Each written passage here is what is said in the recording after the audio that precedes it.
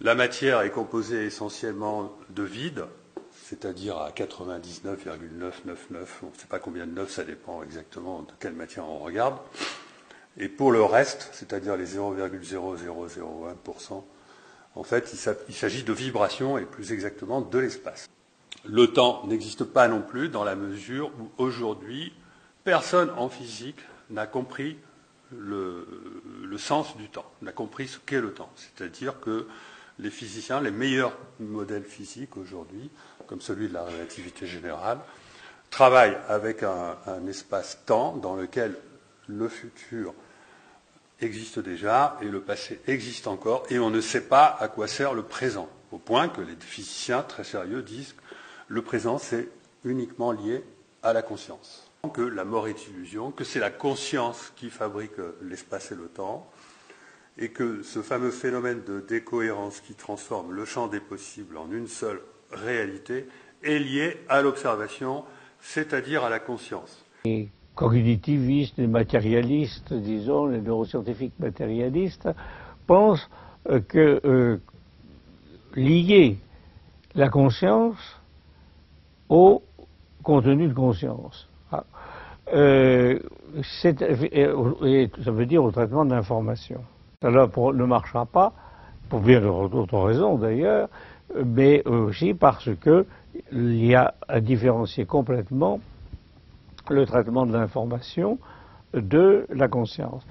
Et la conclusion de tout ça, c'est que comme je cherche à être un matérialiste spiritualiste, je suis matérialiste en ce qui concerne le traitement de l'information, mais je suis aussi spiritualiste parce que la conscience existe et que c'est un fait non matériel qu'on peut appeler, je crois, spirituel, ça n'est pas un gros mot.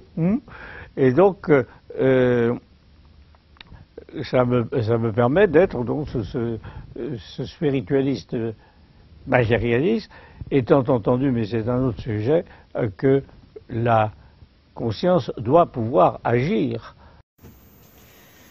Bonsoir, 27 septembre 18, et il est environ 17 h. Donc chez vous, sur l'Hexagone, il est 23 h, voilà, et la température doit être de 30 degrés. Voilà. Et comme ça, vous êtes au courant des conditions atmosphériques. Alors, tous et toutes, vous allez bien, j'en suis sûr. Voilà. Alors, en amont, vous avez eu donc un extrait donc de la physique quantique. Alors, qu'est-ce que la physique quantique? Alors la physique quantique, c'est l'étude du plus petit, c'est-à-dire au niveau donc de l'atome, l'électron, et ensuite donc des particules, et en ce moment donc ils en sont donc aux neutrinos.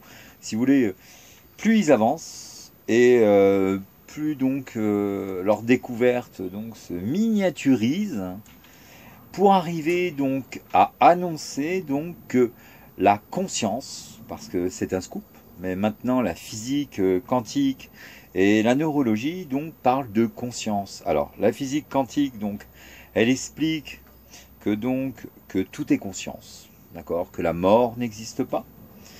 Ils ont fait aussi découverte donc sur le passé, et donc ils expliquent qu'il existe encore et que le futur est à venir, sans douter un petit peu. Mais ils n'arrivent pas à définir donc, comme vous l'avez entendu, le présent. Mais si on réfléchit bien, le présent, il est toujours constitué d'une infime partie du passé et d'une infime partie du futur. D'accord? Ça nous fait donc un présent. À ce moment-là, quand je fais ça, j'ai composé donc du passé et du futur, ça m'a fait un présent, donc si vous voulez, instantané. Mais si ce présent donc se répète, donc là on a un présent, si vous voulez, donc éternel. Et en fin de compte, qu'est-ce qui se passe dans l'univers? On a un passé qui finit par retrouver, donc par récupérer le futur pour former donc un présent éternel. Voilà, tout simplement. De toute façon, ça serait cruel que nous naîtrions que pour mourir. Je veux dire, ça serait très cruel, je trouve. Donc, votre âme est éternelle. si vous vous intéressez à la parole, au témoignage des émistes, donc ce sont ceux qui ont fait des émis, des expériences de mort imminente, suite à un accident, à des rêves, bref. Donc ils vous expliquent, hein, on l'a fait dans une vidéo qui s'appelle Émis, la vérité quantique, donc tout continue, d'accord, hein, ils ont une vision à 360 degrés, en fin de compte notre conscience donc est donc sous la forme d'une particule, mais si vous voulez au lieu, notre silhouette hein, est comme en projection sur un écran de cinéma. Et ce que je peux comprendre, si vous voulez, c'est qu'ensuite donc cette conscience donc investit la matière, l'anime, d'accord, et donc se met à parler. Hein. On a énormément donc de gens qui parlent en leur âme et conscience. Malheureusement ici, la parole, vous le savez, donc elle est donnée à des cerveaux reptiliens hein, et qui s'occupent aussi de la physique quantique, mais évidemment pour nous emmener dans un labyrinthe de non-compréhension. Bien. Alors, en second, vous avez eu donc le neurologue. Donc, alors lui, donc, il nous explique clairement qu'il garde, si vous voulez, donc un esprit lié à la conscience, d'accord, mais pas un esprit matérialiste. Et il a raison. C'est de toute façon une intelligence, donc appelée conscience, d'accord, qui a créé, je veux dire, la matière. Elle a créé l'homme comme elle a créé le rat, comme elle a créé le porc, comme elle a créé le grand gourou. Maintenant, vous savez qui c'est le kangourou, d'accord? Donc, cette conscience universelle, elle nous parle par le biais donc d'idéogrammes. Alors un idéogramme, donc c'est un signe à connotation donc philosophique. Jean de La Fontaine, à son époque, donc se nourrissait des signes de la nature, d'accord, pour, si vous voulez, que ses concitoyens prennent conscience. Voilà. Ben, il en est de même aujourd'hui. Et si je devais résumer la situation donc à un idéogramme, ben, je dirais ceci. Je dirais que la monarchie européenne, hein, les monarchies européennes, donc c'est une pieuvre. Bien. Et cette pieuvre, elle a des bras tentaculaires. Et ces bras tentaculaires se nomment le sionisme, le jésuitisme, l'islamisme. Et ensuite, elle possède une encre noire pour c'est dissimulé. Donc, elle a pour ça donc une plume, voire des plumes intellectuelles dans des idéologies politiques ou des idéologies religieuses. Alors, ces bras tentaculaires, ils ont des ventouses. D'accord? Pour le jésuitisme, la ventouse, ça va être Olivain, l'ENA, Sciences Po, les partis politiques. Pour le sionisme, ça va être les talmudistes, ça va être les orthodoxes fondamentalistes, ça va être BHL, Finkielkraut, Attali. Enfin, avoir Attali et BHL comme ventouse, je ne sais pas si ça adhère beaucoup. Bref. Et pour les islamistes, ben, vous avez donc les frères musulmans qui, eux, donc, ont des sous-filiales, des petites ventouses, hein, les bouts de pointe de la tentacule, là, que sont Daesh, Boko Haram et compagnie. Alors ça, donc c'est un signe envoyé donc par la conscience universelle qui nous explique en gros qu'est-ce qui se passe sur le récif. Voilà. Et quand on regarde, si vous voulez, les choses de cette façon qui peut être imagée, mais pas du tout, hein, c'est une intelligence donc qui nous parle, comme l'intelligence aussi, si vous voulez, elle montre qu'est-ce qui attend cette monarchie. Alors là, j'ai un autre idéogramme pour vous, donc c'est un roi de rats, ça s'appelle comme ça. Donc vous voyez que ça forme un cercle, donc ça laisse sous-entendre donc que c'est un cercle, d'accord, donc un groupement d'individus, un roi de rats c'est un groupement d'individus, d'accord. Et si vous voulez, toute la nourriture est rapportée par le reste de la communauté. Hein. D'ailleurs, c'est ce qui se passe aujourd'hui. Hein, la monarchie se foule pas beaucoup. Hein, je veux dire, on les sert sur un plateau. Bien. Et donc, ils goûtent la nourriture rapportée. Et si elle est empoisonnée, ben, tant pis pour eux, quoi. Ils restent sur place et ils meurent. Donc, si vous voulez, ils se sont donc condamnés. D'accord, à penser pour le groupe. Voilà, alors c'est quand même stupéfiant comme comportement. Et là, on comprend mieux si vous voulez, la parole de Jésus lorsqu'il dit, lorsqu'il déclare, donc, priez pour vos ennemis. Et c'est vrai qu'au-dessus de la porte du purgatoire, il y a aussi une phrase terrible qui est inscrite, c'est « Ici, oublie toute espérance ».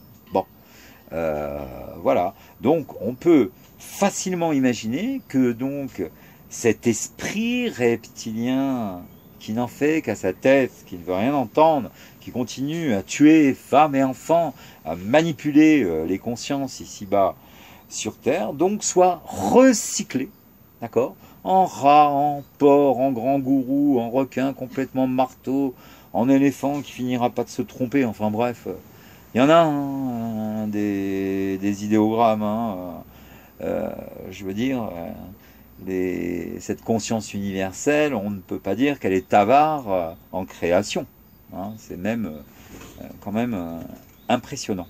Voilà. Donc, la neurologie et la physique quantique, donc aujourd'hui, parlent de conscience, ayant investi la matière et se mettant à parler. Bien. Mais on peut la visualiser, cette conscience en activité, par le biais de l'IRM. L'IRM, donc l'imagerie par résonance magnétique, donc permet donc de visualiser un cortex préfrontal en activité. Donc, imaginons Le Pen convoqué, et c'est un examen obligatoire, hein, d'accord, comme une radio des poumons pour celui qui va être instit, pour s'approcher des enfants, pour savoir s'il n'a pas, donc s'il n'est pas porteur de la tuberculose. Bon, bah ça, l'IRM, donc c'est une radio du cortex préfrontal pour voir si ce cortex préfrontal fonctionne normalement. Bien, c'est pas un examen psychiatrique, d'accord, qui va déterminer si la personne est normale. Marine Le Pen, vous la mettez à table face à 4 psychiatres, elle est capable de les baratiner, de leur mentir pendant près d'1 heure et demie. Souvenez-vous de Cahuzac et de tous les autres. Bien, bon. Donc, on la place sous l'IRM, d'accord, on lui montre ces images qu'elle a tweetées là, pour provoquer donc une émotion, pour provoquer la peur, c'est tout ce qu'elle a cherché à faire, Marine Le Pen. Donc on place son cortex préfrontal et on découvrira qu'il n'y a aucune activité.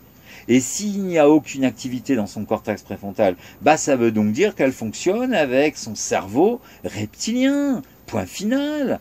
Et si Madame Le Pen était en paix avec sa conscience, bon, et ben qu'elle aille se présenter sous donc le tunnel. Voilà, de l'IRM, mais pas qu'elle, hein. Mélenchon et Macron, et je vous signale que Macron, il est illégitime. Je veux dire, 5 Français sur 6 n'ont pas voté pour Macron. Si on va lire l'article 3 de la Déclaration des droits de l'homme et du citoyen, cet article dit que donc que la personne qui est légitime, elle émane forcément de la nation. Hein, d'accord? Et donc, pour émaner de la nation, il fallait faire 50 et quelque chose. Donc, avec seulement 1 Français sur 5 qui vote pour lui, ce qui lui fait à peu près, on va dire, 12 millions de voix, il n'a pas rassemblé, il n'a pas convaincu. Le cerveau reptilien a ratissé les non-pensants, point final. Voilà. Et donc, moi, je pense, si vous voulez, que les Français donc, sont suffisamment aujourd'hui intelligents, d'accord, pour voir clair.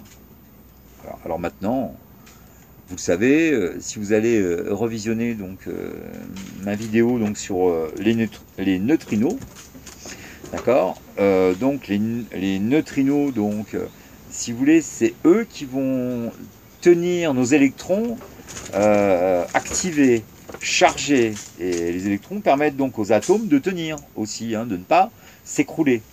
Bien.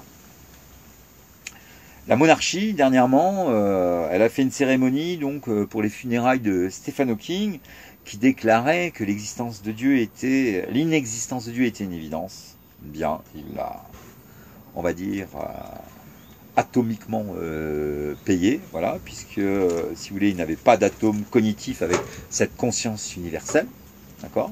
Donc ces électrons se sont déchargés, ces atomes se sont écroulés. C'est ce qui explique la parole de Jésus, d'accord, lorsqu'il dit qu'un jour viendra, un temps viendra où livré, donc enivré, hein, tous les cerveaux, là, le cerveau reptilien, donc sera séparé, duplé, et à ce moment-là, donc l'homme sera du bon pain.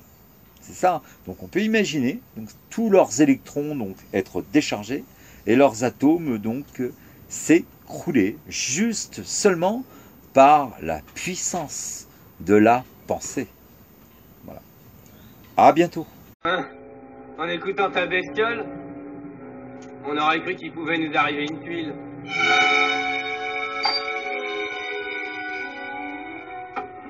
Conscience, quelle blague.